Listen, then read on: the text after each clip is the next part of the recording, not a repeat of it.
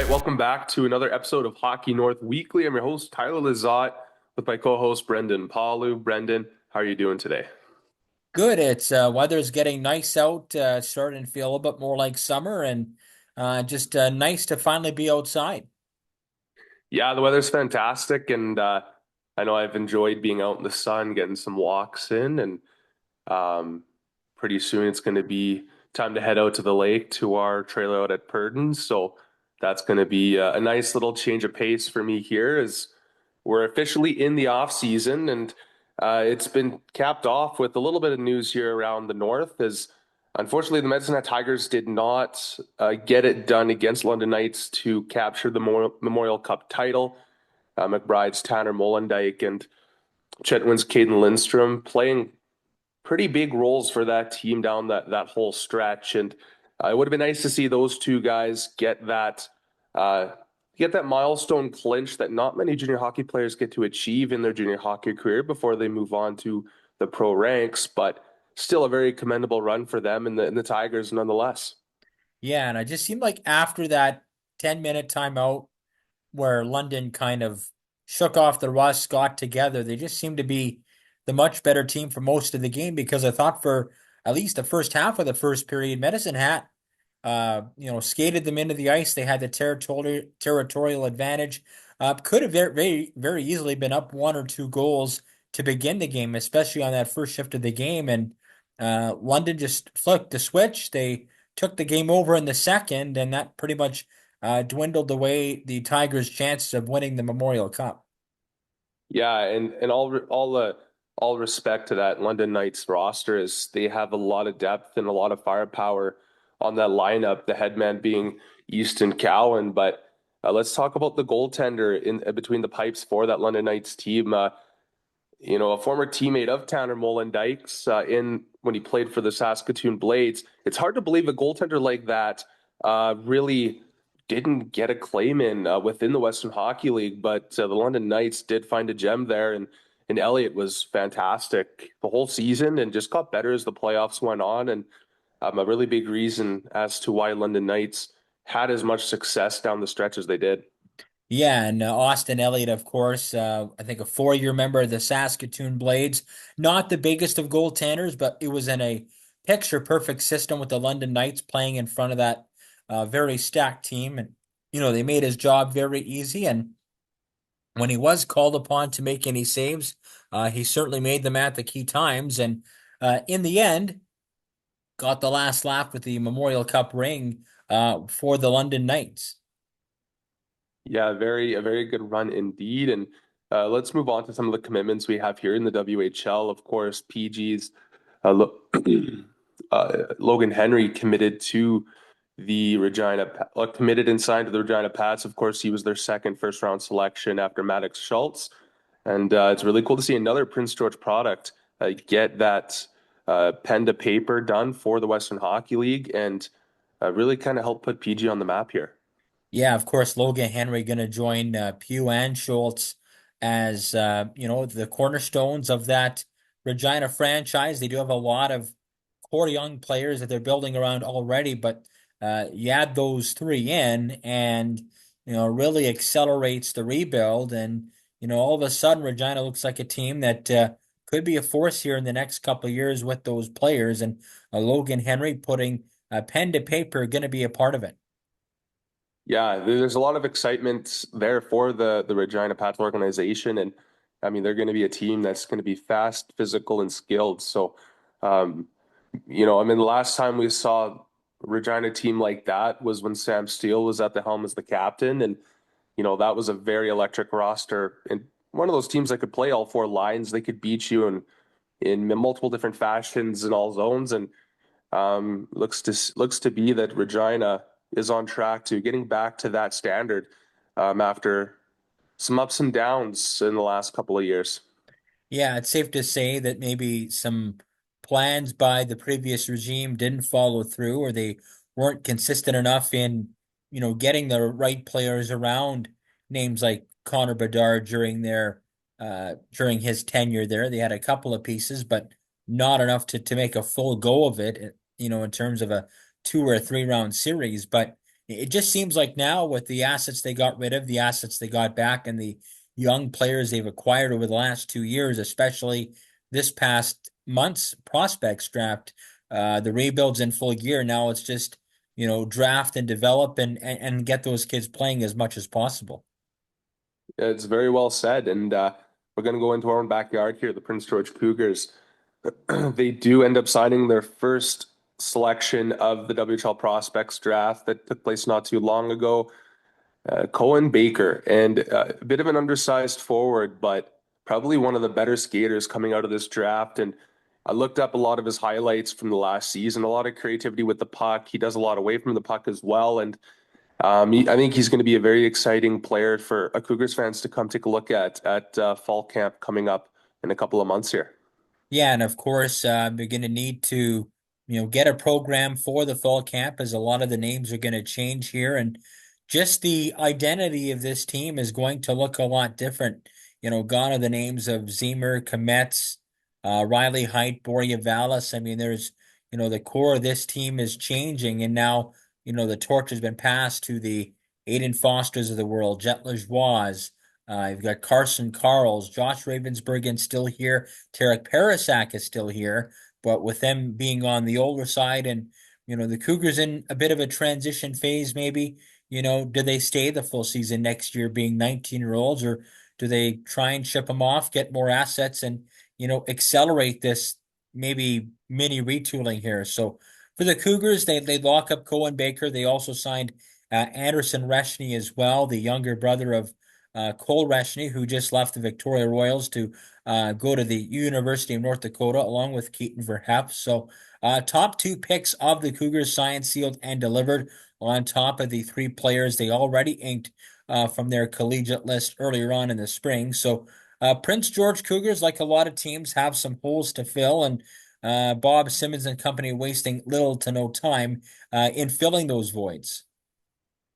Yeah, exactly. And it's going to be interesting to see how this summer plays out, and then how the season carries on for a lot of the teams, especially you're going to look in the BC division. There's like the Royals were a team that I had pegged to be a team to basically be right at the top of the West, for sure be at the top of the BC division, and you're losing two pillars of that roster. And, if you're looking at it from the Cougars perspective, is there going to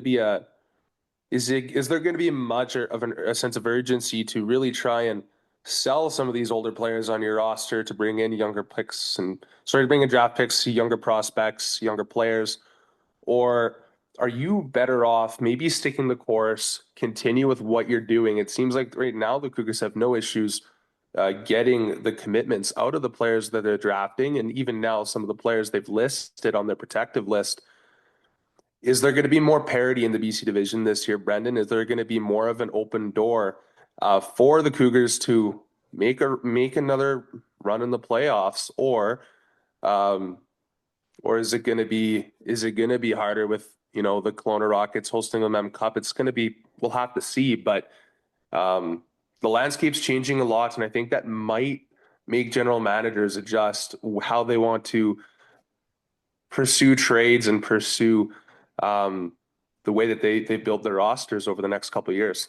Well, and I think too, I think you got to give the nod to Kelowna because they are the hosts and they should eventually be in first place. But I think, very quietly, the Penticton Vees are also building a very formidable roster for their season coming up, getting guys collegiately, trading for the rights to Trevor Connolly from the Spokane Chiefs, or awaiting who they get from the Medicine Hat Tigers because, they were given a grace period, much like the Spokane Chiefs, because they've been still playing. So we'll see who they get there as well. But I think, I think I don't want to say it's a de facto division title for the Rockets. I would give them the edge just because of the expectation and the fact that they're hosting. But now those second, third, and fourth spots in the division seem a lot more up for grabs than maybe what they did just a couple of weeks ago. We don't know what's going to go on with Vancouver. They have a good young roster, but they also have some holes to fill as well. Victoria's got some big shoes to fill without Reshney and Verhef, as well as some of the guys they lost that they traded for at the deadline, as well as the guys that aged out.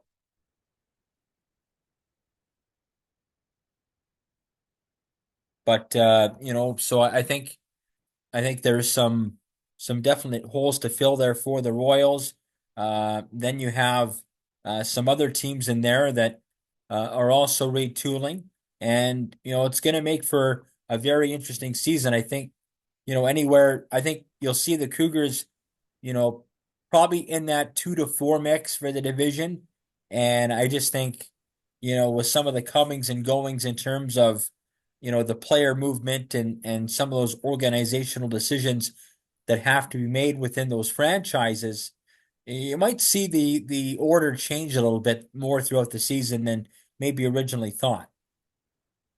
Yeah, I mean that's well said, and it's going to be very interesting to follow, I think. And it's from the Cougars' perspective. Yeah, you've lost height, you've lost Seamer, you're losing some very key players that have been part of this organization for the last 3 4 years. But you're still going to have one of the top goaltenders in the CHL, between the pipes. And sometimes if you have that goaltender that is just on that level for you, you don't have to score as many goals to get wins. And it's going to give a lot of, I think it's going to give a lot of breathing room potentially for a lot of these younger players coming into the mix to, find their games and grow their offense. And yeah, it's going to be an exciting season here for Cougars fans. And I think with all that we've talked about here for WHL fans in general.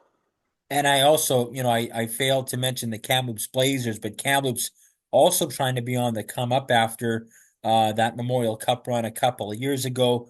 They were close to making the playoffs last year. That's another team that's retooling that's going to want to get back into the playoff party this season as well. So you got the Kamloops in there as well, and it just seems like a lot of these teams are kind of in that mixing and matching stage, and some of the franchises are kind of in that same spot in terms of the rebuilds, and it's just a matter of inching up here or inching up there or improving certain elements of the game to get them in that playoff position.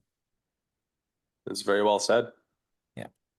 Also want to talk about too on the women's side of things. Northern Capitals goaltender Peyton Planeta signing with the Arizona Wildcats. Peyton and the Wildcats going to play out of the ACHA.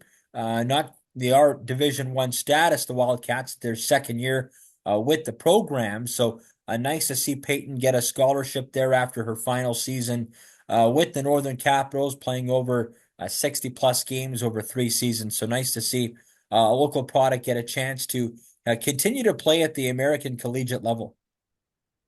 Yeah, I mean, it's cool to see Peyton get that commitment to the next level. And I know she was helping out at the Northern Capital Spring Camp, and she was mentioning she did get to go to the campus, get a tour of everything, and she was very fond of it. She really liked what she saw, and I'm not surprised to see her finally, make the commitment official. But another Northern athlete getting to take their talents across the border and go play at the collegiate level.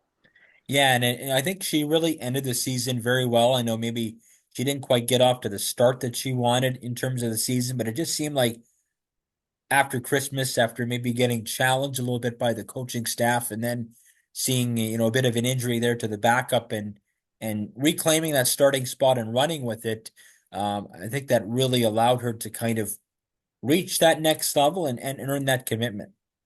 Absolutely. And, she was very, very good in between the pipes for the Capitals on their playoff run. And I mean, they played some very offensive heavy opponents, and she really held their ground and stopped a lot of shots to keep them in those games in the big moments. And you can have ups and downs throughout your season, but when you get to the part of the season where it really starts to matter, where the eyes really are on you to see you perform, sometimes that's all that matters. And I think for Peyton, it really made a big difference, and couldn't be happier for her to see that come to fruition and for her to get to that next step.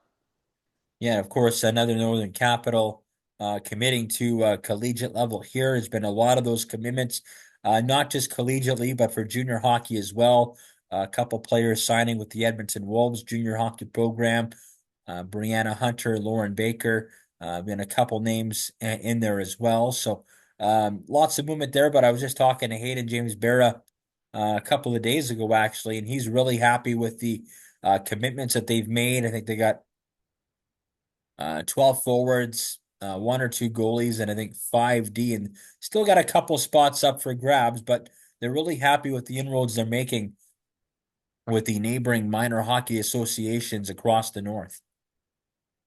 Yeah, no, absolutely. And I like that there is that junior option now that's becoming more popular for these young female athletes as, you know, not all of these players want to go and pursue academics right away. They kind of want to they want to pursue their hockey career and have that bit of a break from high school and kind of get a feel for what they want to do and in what direction they want to take it. And um in the spot about the being in Edmonton is you're so close to a lot of these really excellent female collegiate programs that you're gonna get some exposure to that area even more so than playing here in the north. And you know, I think it's really nice stepping stone and a good alternative for a lot of these athletes to go pursue. Yeah, I couldn't have said it any better myself. Okay, and now Brendan, we're heading into the summer, so this means this is our last podcast for the for the 2024-2025 season. We'll be ramping up near August for the 2025-2026 campaign. Brandon, what are your plans here for the summer, and what are you looking to do? You're going to go on some vacations, or what's next for Brendan? A lot of reffing softball and lacrosse games. Probably get some provincials in. I applied for a couple other tournaments there in August for lacrosse. Lots of local softball, fast pitch tournaments and games here. That's been well underway since May. So my schedule has been a lot more compact than even I'm used to, but I'm quite happy with that to stay busy and such. And it's nice to be outside, get in some different sports, and to give back to the community in some different ways as well. So, be a very eventful summer for me. Looking forward to it, and looking to hit the ground running again here at the end of August. Excellent. That sounds like it's going to be a very fulfilling summer for you. Yes, it will. Perfect. All right. So that is going to do it for our final episode of the season. And this is going to be Tyler Lizotte signing off with my co-host Brendan Palu. And stay tuned to our social media throughout the summer. We are going to have some content going out. We'll have some more player interviews coming in. And yeah, lots to look forward to for this next upcoming season from all of us to Hockey North.